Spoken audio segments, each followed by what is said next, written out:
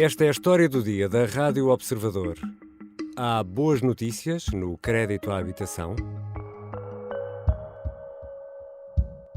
We are determined to ensure that inflation returns to our 2% medium-term target in a timely manner. Based on our current assessment, we consider that the key ECB interest rates are at levels that, maintained for a sufficiently long duration, will make a substantial contribution to this goal. Our future decisions will ensure that our policy rates will be set at sufficiently restrictive levels for as long as necessary. A 14 de dezembro, a Presidente do Banco Central Europeu anunciava a manutenção das taxas diretoras. Não haveria novo aumento. Christine Lagarde reafirmava o empenho do BCE em controlar e fazer baixar a inflação. No entanto, deixava o aviso que escutamos. As medidas restritivas são para manter enquanto for necessário. A subida das taxas de juro tem sido um grave problema para quem paga crédito à habitação. Muitas famílias estão no limite e algumas já ultrapassaram mesmo esse limite. Agora, com a inflação a descer, há uma centelha de alívio. Mas será mesmo assim? E quando se vai sentir? Vamos voltar a conversar sobre juros com o jornalista da secção de Economia, Edgar Caetano. Eu sou o Ricardo Conceição e esta é a história do dia, de sexta-feira, 5 de janeiro.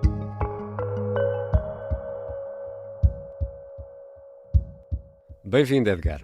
Obrigado pelo convite, Ricardo. Cá estamos nós a falar de taxas de juro, porque pode haver aí uma centelha de esperança, já lá vamos a essa centelha. Nesta altura, Edgar, em que fase é que estamos? Estamos numa fase em que as taxas de juros, em princípio, não irão ser mais subidas pelo Banco Central Europeu. Okay. Ninguém espera que isso aconteça. A dúvida agora é se vamos ficar neste nível em que estamos de 4% durante alguns meses ou mais meses, ou se vamos começar a ter descidas. E, portanto, agora estamos um bocadinho nessa dúvida sobre se o Banco Central Europeu vai, de facto, baixar a taxa de juros nos próximos meses ou vai ser mais tarde. E já aqui explicámos noutros episódios da história do dia, contigo, Edgar, que o grande objetivo da subida das taxas de juro é, no fundo, arrefecer a economia e, por essa via, controlar a inflação. Esta é uma ação da política monetária do BCE. O BCE manda no euro, na moeda. Ora, isto tem um outro lado, que obriga a sacrifícios. Por exemplo, a prestação da casa disparou, em alguns casos, das pessoas que pagam crédito à habitação, em algumas situações. Essas situações tornaram-se mesmo complicadas. A pergunta aqui, Edgar, é: esta política de aumento da taxa de juro está a resultar ou não? Bem, olhando pelos dados da inflação, de facto a inflação está a baixar. Chegamos a ter inflação superior a 10% na zona euro e agora temos pouco mais de 2%, em Portugal até temos um bocadinho menos do que isso. Agora, até que ponto é que de facto foi a política monetária que fez com que a taxa de juros, a taxa de inflação baixasse tão rapidamente? Não sabemos se era necessário subir os juros tanto. De forma tão agressiva, é isso? De forma tão agressiva, é possível, e isso está a ser estudado por muitos académicos por esse mundo fora. O que é que está a fazer a inflação baixar tão rapidamente? Da mesma forma que houve muitos que estudaram porque é que ela subiu tão rápido. Se calhar a resposta à pergunta se está a resultar, acredito que a política monetária está de facto a dar um impulso muito importante a este controle da inflação, porque de facto evita que as empresas e as famílias se endividem mais e evita que exista demasiada procura por bens e serviços na economia, por isso é que faz subir a inflação. Portanto, de facto, está a resultar, a inflação está a baixar. Não sabemos se não teria acontecido isto na mesma, ou pelo menos subindo a taxa de juros um bocadinho menos do que aquilo que a temos hoje. Temos de falar também de Euribor e dos prazos mais curtos, porque, Edgar Caetano, estamos aqui a viver uma situação, podemos chamar-lhe uma situação invulgar? Em vulgar, sim, a certo ponto. O que está a acontecer é que quem costuma seguir as taxas de Euribor, até para saber quando é que vai, Neste vai caso acontecer, tu, atentamente. E quem tem crédito a taxa variável, já poderá ter reparado que a Euribor a 12 meses está abaixo das Euribor a 3 e 6. O que é que são os três prazos mais usados, não é? Os três prazos mais usados. Ou seja, a dívida que normalmente que é mais longa tem juros maiores. Isso é a lei da gravidade. É o normal. Ou seja, quanto mais tempo demoras a pagar a dívida, a taxa será maior e num prazo mais curto a taxa será menor. Sim, em termos simples é isso. Mas não é isso que temos agora. Neste momento não temos isso. Temos a Euribor 12 meses mais baixa do que a 3 e 6. E isto normalmente, isto não é invulgar, é um bocadinho invulgar, não é inédito, é normal. Agora o que está a acontecer é que a forma como a Euribor a 12 meses passou para debaixo das outras mais curtas foi a ocasião em que isso aconteceu de forma mais rápida e mais brusca. Tu tens neste momento a Euribor a 3 e 6 meses à volta de 3,9 e tens a Euribor a 12 meses 3,5. Portanto, ainda é uma diferença. Foi de facto muito íngreme e foi muito rápido e está a ser duradouro, está a ser assim. E isso pode ser um problema? Há aqui gato ou não? Normalmente, quando a taxa de juro de prazo mais longo fica abaixo da taxa de juro de prazo mais curto, isso significa que pode haver uma inversão da política monetária, ou seja, um Banco Central que até agora tinha vindo a subir taxas de juro vai começar a descer. Isso normalmente também pode significar, sobretudo em obrigações com prazos mais longos, como 10 anos, que pode vir aí uma recessão. Aliás, a outra vez, historicamente, na zona euro, e a história da zona euro não é assim muito longa, mas a outra vez na história da zona euro em que isto aconteceu de forma mais clara foi logo em 2001, quando a zona euro tinha taxas de crescimento de cerca de 3%, e ali em 2001, 2002, passou para metade disso. E, aliás, em 2002, 2003, nem sequer chegou a 1%. Portanto, às vezes, quando acontece aquilo que está a acontecer agora, normalmente isto pode querer significar uma aceleração ou uma recessão económica. Pode não ser o caso aqui, porque nós sabemos que chegamos aqui ao nível de juros que estamos neste momento de forma muito rápida e de facto nunca tinha acontecido uma subida tão rápida das taxas de juros. Foram de menos 0,5% para 4% em pouco mais de um ano, não é? Foi em flecha quase. E, portanto, exatamente, é natural que agora se gerem fenómenos aqui um bocadinho mais pronunciados e mais estranhos do que é normal. E a recessão, já aqui aprendi contigo na história do dia, é quando temos 2 trimestres consecutivos de contração do produto em cadeia. Sim. Ou seja, quando a economia não cresce em 2 trimestres sucessivos. Decresce mesmo o produto económico. Já voltamos à conversa com Edgar Caetano, jornalista da secção de Economia. Afinal, onde está a tal centelha de esperança para quem paga crédito à habitação?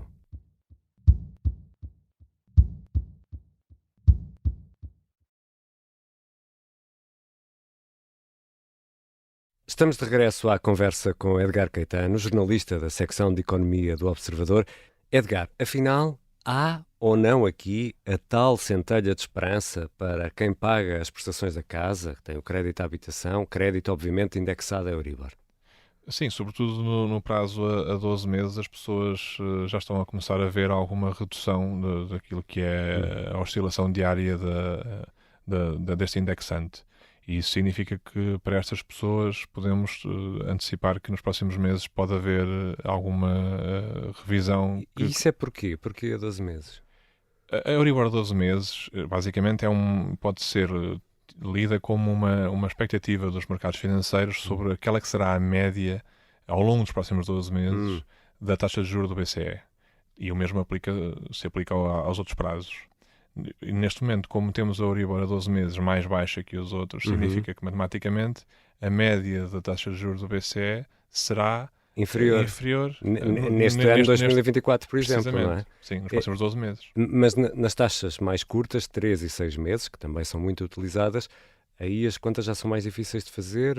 Porque a média, matematicamente, aponta para um valor mais alto. Porquê? Porque não se espera que o BCE desça tanto os juros nos próximos 3 meses ou nos próximos 6, como se espera nos próximos 12. Portanto, podemos dizer que é uma miragem pensar que vamos ter agora descidas rápidas para compensar as subidas rápidas que tivemos? Isso é uma questão curiosa porque, lendo aquilo que os analistas nos dizem, eles avisam que não haverá descidas rápidas. Mas o mercado, os indicadores que são concretos, não são opiniões, são de facto, é dinheiro a falar, o mercado diz-nos que até ao final de 2024 podemos ter o equivalente a 160 pontos base de descida. O que é que isto significa? Temos agora taxa de juros de 4% e significa que a taxa de juros do BCE pode terminar o ano entre 2,25% e 2,5%. Seria uma descida muito agressiva e é curioso que os mercados são voláteis, mas é isto que estão a prever, mas os especialistas dizem que não será assim, poderá ser mais lento. será mais gradual. E é essa gradualidade que vai sendo antecipada pela Euribor, no fundo é isso. É isso mesmo. E do outro lado, do lado dos depósitos, também há aqui um fenómeno que nos deixa a pensar, pelo menos. Também já falámos aqui na história do dia de uma certa, eu vou chamar-lhe lentidão. Inércia? Sim, inércia, lentidão da banca portuguesa em subir as taxas pagas pelos depósitos a prazo, por exemplo, na sequência das subidas das taxas pelo Banco Central Europeu. Agora, essas taxas pagas pelos depósitos já estão a descer à mesma velocidade que demoraram a aumentar ou já desceram? Aparentemente isso não está a acontecer, estão a descer já mais rapidamente. Ou seja, na hora de pagar... Sim, não te esqueças que só nos primeiros 9 meses de 2023 os bancos portugueses, os 5 maiores bancos, tiveram uma margem financeira superior a 5 mil milhões de euros só em 9 meses e só na operação portuguesa. E o que é que isto quer dizer? Significa a diferença entre aquilo que os bancos pagaram para se financiar, nomeadamente os depósitos, aquilo que pagaram pelos depósitos, e a diferença em relação àquilo que cobram nos juros. Basicamente, isto significa a margem financeira é aquilo que o banco em cada momento está a pagar pelos depósitos das pessoas e aquilo que está a cobrar pelos créditos que tem concedidos junto das pessoas. É só isto. Okay. E, portanto, se um banco está, em média, a pagar 1% pelos depósitos e está a cobrar, por hipótese, 3% em média pelos créditos, tem uma margem financeira de 2 pontos. Não é? E o que é facto e o que se nota é que esse ajuste foi agora, na hora em que desce a taxa, portanto, aplicada aos depósitos, quando as pessoas põem o seu dinheiro no banco, no depósito a prazo, desceram muito mais depressa do que subiram quando foi na hora de remunerar esses depósitos. Sim, isso? Nós escrevemos ontem sobre alguns casos de alguns depósitos, não é ainda todos os depósitos dos bancos, mas alguns casos de alguns bancos influentes, como o Santander e o Montepio, e também um depósito secundário do BCP. O que está a acontecer é que os bancos de facto já estão, à medida que o Euribor está a cair um bocadinho, eles já estão rapidamente a fazer, no fundo, refletir isso nos depósitos, naquilo que pagam pelos novos depósitos. Atenção, quem tem depósitos já feitos... Aquilo que está contratado, está contratado, sim, mas é importante também referir isso. Mas atenção que é importante também ter em conta que aquilo que os bancos pagam pelos depósitos é uma oferta que os bancos fazem, ou seja, é como a mercearia a vender batatas. Se nós acharmos que o banco não está a remunerar o meu depósito como eu acho que ele deve remunerar, eu posso sempre procurar outro depósito e há depósitos melhores. E os portugueses têm tradição de procurar melhores depósitos ou deixam-se estar quietos? A julgar pelo aquilo que os dados demonstram, e até o Governador do Banco de Portugal falou sobre isso há pouco tempo, os portugueses são muito inertes, de facto. Mas é assim, de facto, nós não podemos queixar-nos dos bancos pagarem pouco pelos depósitos, desde que existe a concorrência e desde que exista, de facto, alternativas. Se achamos que o nosso banco agora já não me está a oferecer uma taxa que eu acho que é justa, eu vou procurar outros bancos, porque eles, de facto, existem e existem boas ofertas no mercado. Obrigado, Edgar. Obrigado. Edgar Caetano é jornalista da secção de Economia do Observador. Esta foi a História do Dia. E, se gosta da História do Dia, se nos ouve habitualmente, há um gesto simples que nos pode ajudar e muito. É clicar em seguir a História do Dia nas aplicações que habitualmente utiliza para ouvir podcasts. A sonoplastia é do Diogo Casinha e do Artur Costa. A música do genérico, do João Ribeiro. Eu sou o Ricardo Conceição. Até segunda.